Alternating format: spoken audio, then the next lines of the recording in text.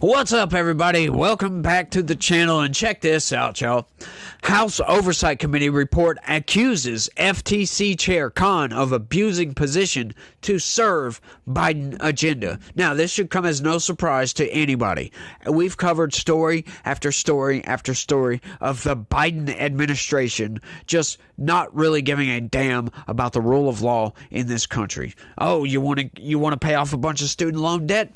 Oh, the Supreme Court says no, but who cares? We're going to figure out another way to do it. Supreme Court says no again. Oh, who cares? We'll do it anyway.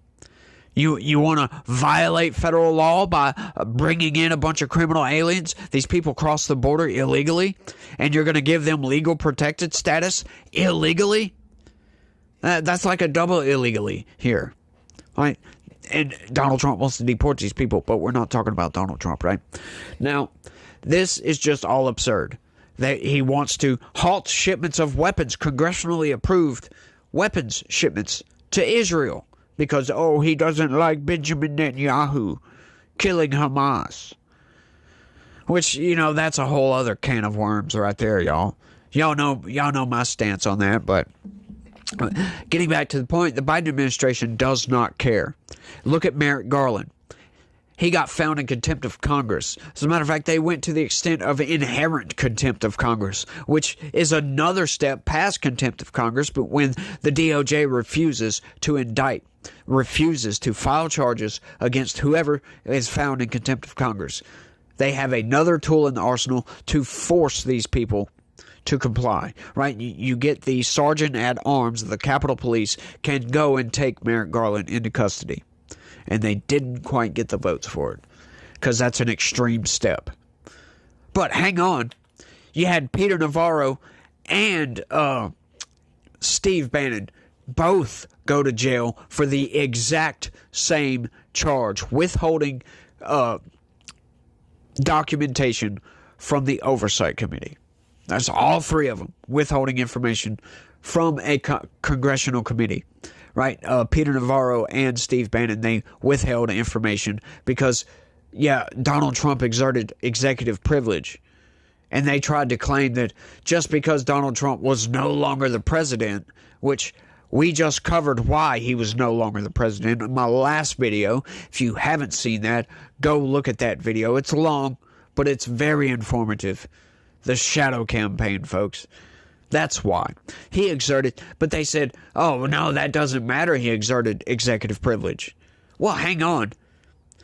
The Oversight Committee, a actual legitimate committee, which, by the way, I forgot to mention that a second ago, that the January 6th committee, come to find out, wasn't a legitimate committee headed up by Nancy Pelosi and Liz Cheney. Oh, surprise, surprise.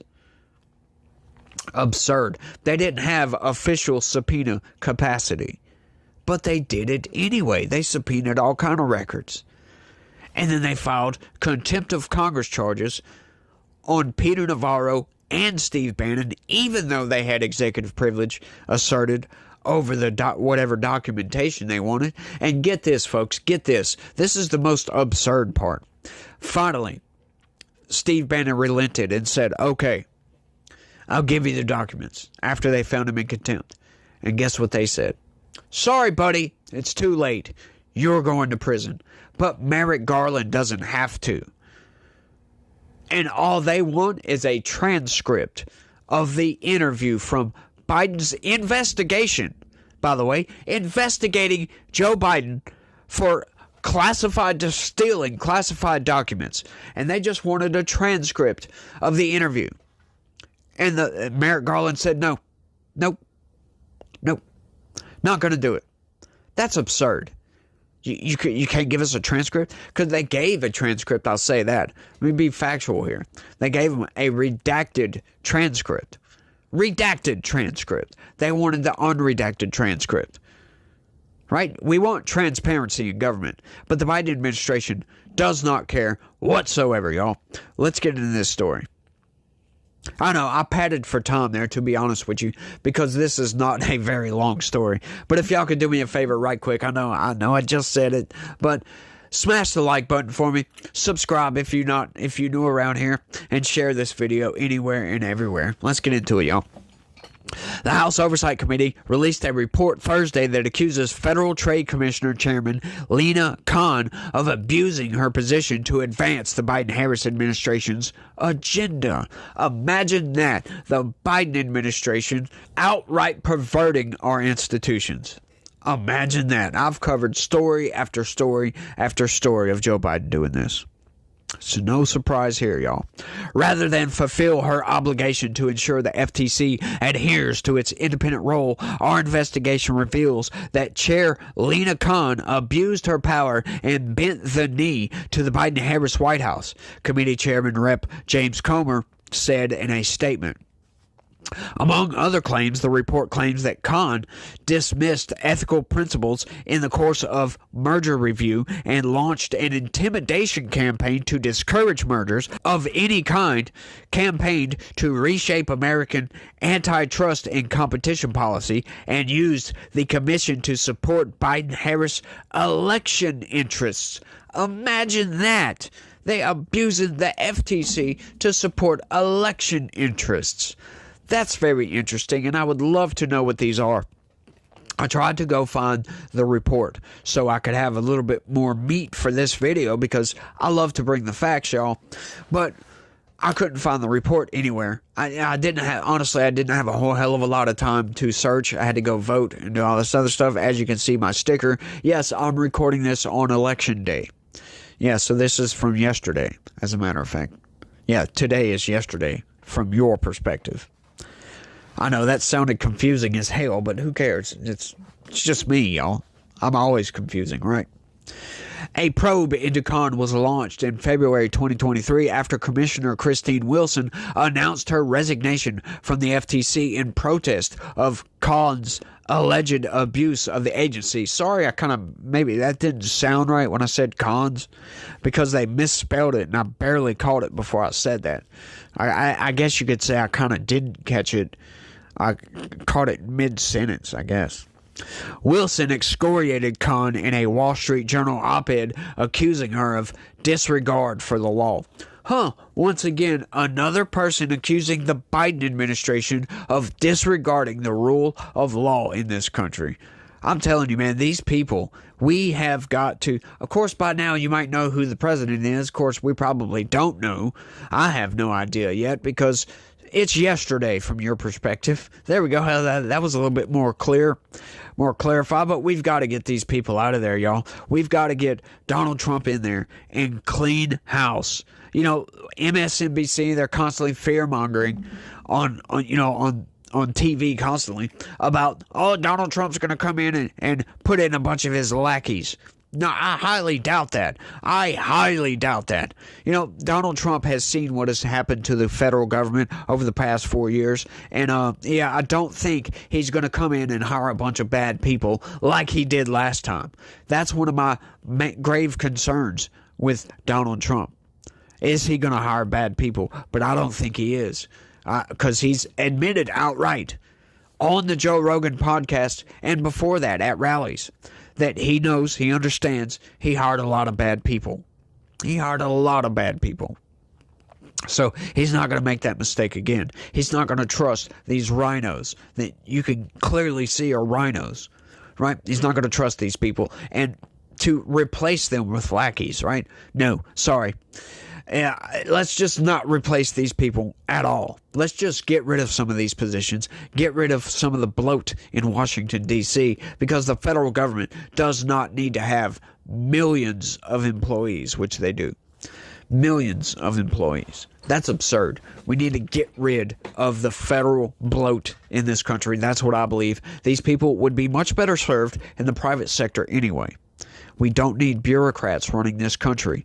We need the people that we elect to represent us to run the country, if you know what I mean. We don't need all this wasteful spending. We need spending cuts. We need lots of spending cuts, y'all. Lots of spending cuts, because currently, get this bonehead maneuver, and I'm phrasing it that way, and I know I'm biased, y'all, but you'll probably see it's a bonehead maneuver. All right, so we got Trump in office, right? And he's spending in a $984 billion deficit. That sounds absurd, right? Sounds really absurd. Now, what would be even more absurd than that? To come in and increase that spending by 50%. $1.5 trillion deficit spending is what Joe Biden has had for his first two years in office. Guess where it's at now, y'all? Of course, the longtime viewers of this channel know. $1.8 trillion. Instead of decreasing the deficit like he constantly talks about, like we've got a clip of Joe Biden saying he's the first president in decades to decrease the deficit by $1 trillion. He hasn't decreased the deficit whatsoever. It's only increased under Joe Biden. Only increased at a time when the average everyday American is struggling to buy groceries, for crying out loud, much less pay for rent, utilities, and just everyday stuff. Right? People can't afford to live. And the Biden administration, with their out-of-touch policies, don't seem to care about the plight of the everyday average American. You and me don't care about us whatsoever. They don't care that we're having to pay 30% more. Right? They look at some of the numbers coming in from the economy, and they say, oh, well, look, the stock market's up. That's all they look at. Because they're like, oh, the economy's doing great. We've got all these jobs that they had to lie to everybody about to try to bolster what the economy looks like to make you think the economy's fine. Vote for Biden-Harris. Or vote for Harris whenever it came time for her to be anointed instead of elected. That's absurd, y'all. That's another thing.